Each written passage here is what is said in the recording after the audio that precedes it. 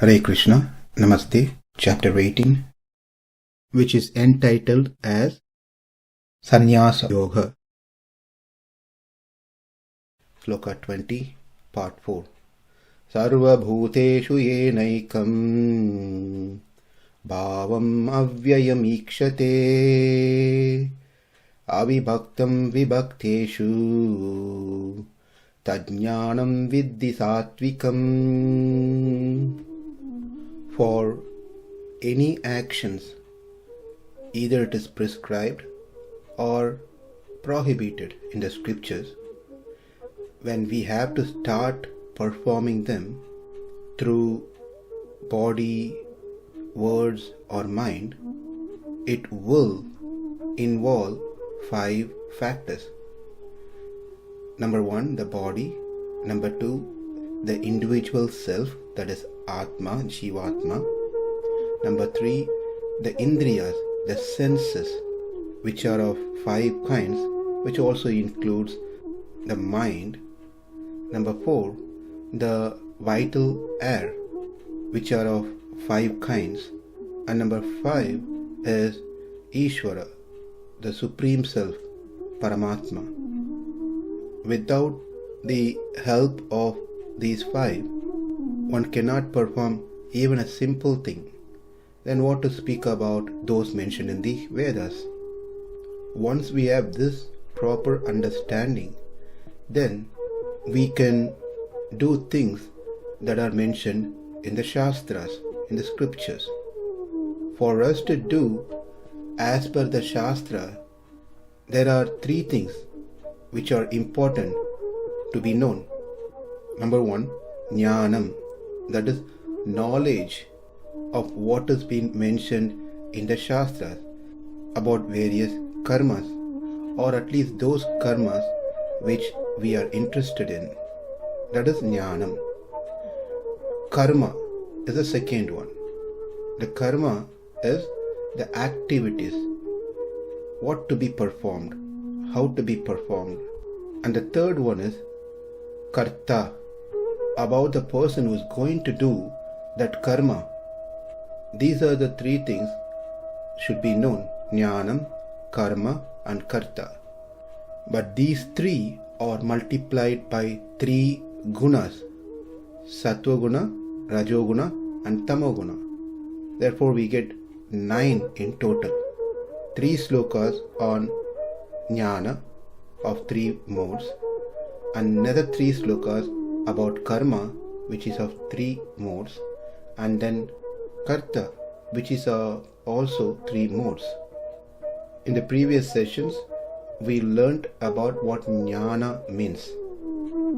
So now, let's learn what makes a jnana to be sāttvika jnana, knowledge that is in mode of goodness.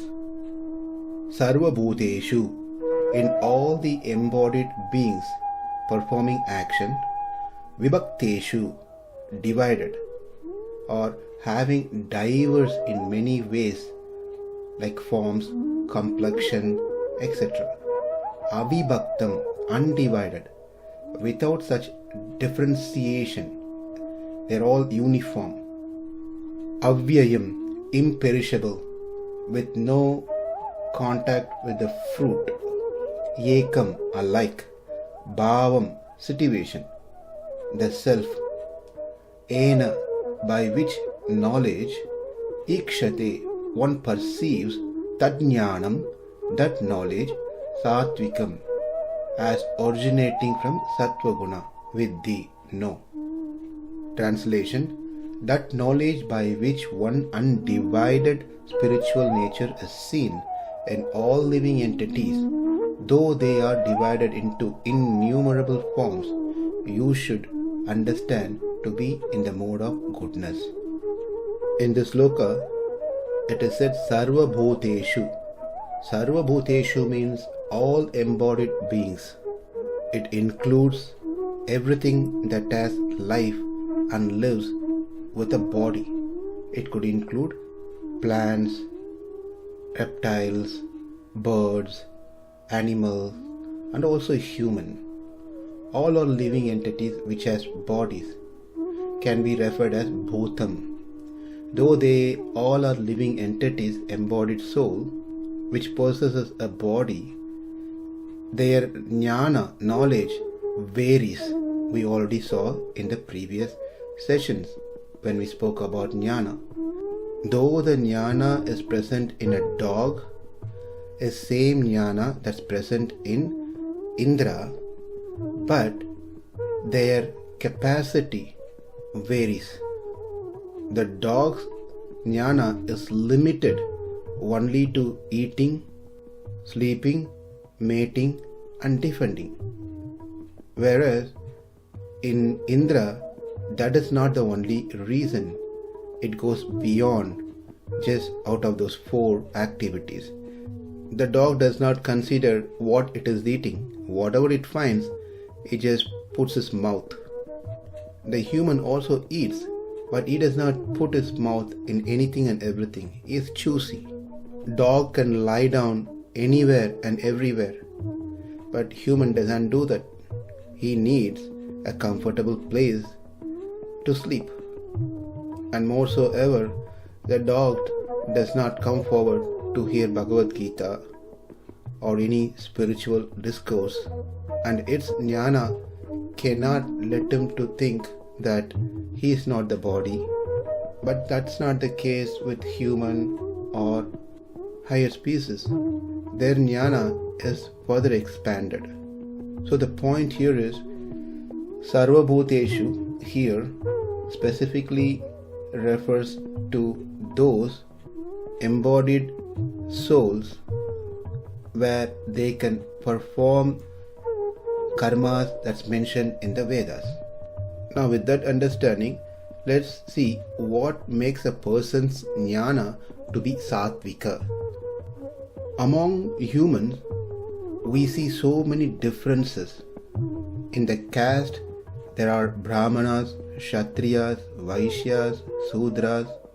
In the ashrama, Brahmachari, Grihastha, Vanaprastha, Sannyasi. And when it comes to their color, fair, brown, black, pink, yellow. In their form, short, tall, thin, fat. In their look, some have a round face, some long face, square face, long nose, short nose, thick lips, thin lips, long ears, short ears, big eyes, small eyes. Some have hair, some doesn't have hair. When they have hair, it is black or grey or brown. When it comes to voice, some voices are sweet, some voices are rough, some voices are soft, some are like thunderbolt. So many differences, so many. What defines these differences among people? Who or what defines these differences? Or who or what makes us like this? Who makes a decision that so and so should be like this? It certainly cannot be by chance. The Atma, which has life, has kāle karma. For us to experience our karma, it is the Supreme Lord who gives us the body respectively based on our kāle karma. We have no choice to make our own body. There is a shop in some malls by name Build a Bear, where children go there and they can make their own bear. However they like, they can have it. Pink color, blue color, red color, fat, thin. It's a workshop for children to pick and choose and make their own stuffed animal. But unfortunately or fortunately, we do not have that choice.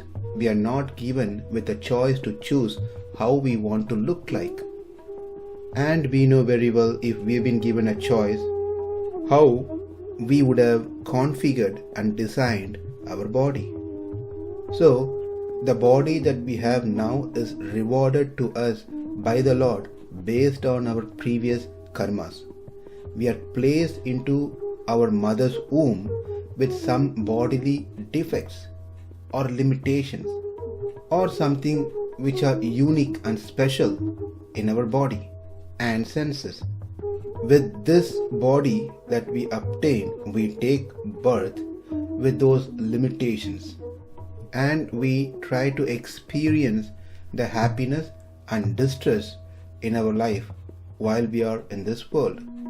The one who born as Brahmana identifies himself to be a Brahmana and he is influenced to do karmas that related to Brahmanas. Likewise, a person who is born as Kshatriya identifies himself to be Kshatriya and performs activities which are influenced by his karma related to Kshatriya dharma. Likewise, Vaishyas and Shudras. As per the Varna Ashrama, one takes up activities as prescribed in the scriptures.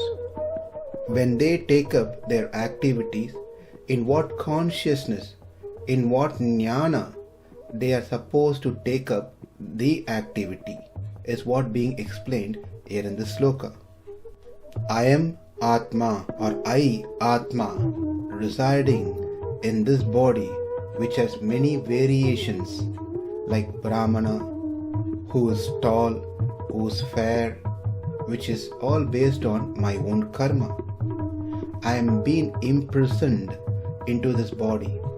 Since I got this body, with this body I have to do activities that are prescribed for me in the Vedas by the Lord. All these differences are only to the body, not to the Atma.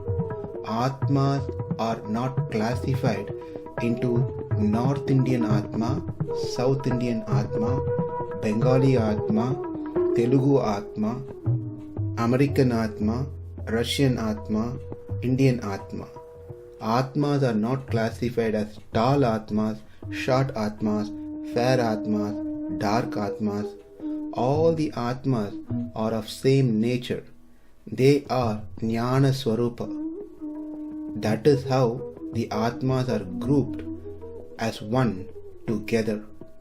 In that sense, we all are same caste with no differences between us, irrespective of where we are born and how we look. This is what is referred here in the sloka as avibhaktam. There is no divisions, there is no differences. The cows that we see in the world are of different colors, but it gives white milk. We never seen a brown cow gives a brown milk, or a white cow with black patches gives a grey milk. Though they vary in colors, they give milk which is white in color. Though we vary in so many ways, still we are all Atmas, which is of same nature. Not even a slightest difference among any of the Atmas. Though we are dwelling within this perishable body, the self is imperishable. The self does not require anything. It does not hanker for any rewards of our actions like big house, expensive car, or even going to Swargaloka, Pitraloka. The Atma doesn't hanker for any of these things, but its desire is on account of its association with the body. When the Rajoguna is dominant in the body, the desire for other rewards arises. When the Sattvaguna is dominant in the body, the self does not desire for the material rewards, rather wanting to be subservient to Krishna. Its natural disposition is what to be experienced. It wants to experience Krishna and to serve him. The other desires that we get are all just add-ons. Therefore, one should not see the differences that we discuss, vibhaktam, that all caused by the body. I am handsome, he is ugly. I am learned, he is uneducated. I am rich, he is poor. I am great, he is useless. All these thoughts are not good. Each body has same type of Atma, irrespective of whatever the differences may be in the body. It is just due to the individual karmas we see differences. That's all. And this is arranged by the Lord only. He is our master, owner, proprietor. We are simply his subservient. One important note: when we say the differences are just because of the individual karmas, that does not mean that now we start seeing others when they are not doing good or they are not looking good, that it is because of their bad karma that they are like this, and then start seeing them as a lower person. That is also very wrong. The idea of this knowledge has been imparted to us so that we understand ourselves, not to think bad about others. When we learn to make use of our body in whatever condition that we are in service of Krishna, that pleases Krishna. When Krishna is pleased, then we will become free from our karmas. When we are free of karmas, then there is no more need for new body. That means no more birth. When we are having no more birth, that means we are liberated. In our liberated state, there is no difference between any one of us, because that created the difference does not exist anymore. That means the body does not exist anymore. The material body does not exist anymore. Why? Because we don't have karmas. How did we get rid of karma? By pleasing Krishna. How did we please Krishna? By engaging our body and senses in service of Krishna. So let's accept whatever body we got based on our karma, which was rewarded by Krishna, not to curse ourselves or be distressed of certain defects in the body, certain defects in our life. Rather do our duties with a humble state of mind, not to feel envious of others that they are better than me, they look better than me. And the same thing applies for those who are better off with good body, good life, etc. They should also become humble and cultivate a service attitude to the devotees and the Supreme Lord. Keep that as a main duty, not to become arrogant towards others because they are born better. All of us belongs to Krishna. It's not that some of them belong to Krishna, some are not. We all are Krishna's property. We all are Krishna's children. We should care for all and associate nicely with everyone without showing any hatred due to some differences. This is what going to please Krishna, and this is what Krishna is expecting from us. He becomes very happy, pleased when he sees that we are treating others nicely. And whatever condition that we are in our life, we are the cause of it. We have learned this in previous sessions. I am the cause of what I am now. Therefore, there is no point in blaming or criticizing anyone. So just accept the fact rather than developing hatred, enmity, jealousy towards others. Because this is not going to be of any use for us. Rather, developing such negative emotions, it is going to create more unpleasing events in our life, and also we may create more karmas. So such understanding and knowledge is what's said to be sāttvika jnana. It only brings good to us. Such a person who has sāttvika jnana will become very determined to get rid of his karma and wanting to go back to Krishna. That's the only desire he will have. He is not interested in establishing himself in this material world with name, fame, prestige, or even not interested to go to heavenly planets. So this is the clarity that one gets through this sāttvika jnana. To summarize, there are agents of action, that is karta. Among the kartas, there are many kinds of differences may exist in their physique, in their complexion, etc. But there is no difference among the individual selves that dwells within these bodies, which are full of differences. Whatever the changes that the body has, whatever the changes that the body goes through, is not applicable to the self, the Atma. Such knowledge of the Atma, which never undergoes any physical changes, it is of same nature in every living entities, which are diversified when they are embodied, when they have the bodies. When one has this understanding, this knowledge, then that knowledge is said to be sāttvika jnana, knowledge in the mode of goodness. In the next verse, we will learn about rājasa jnana.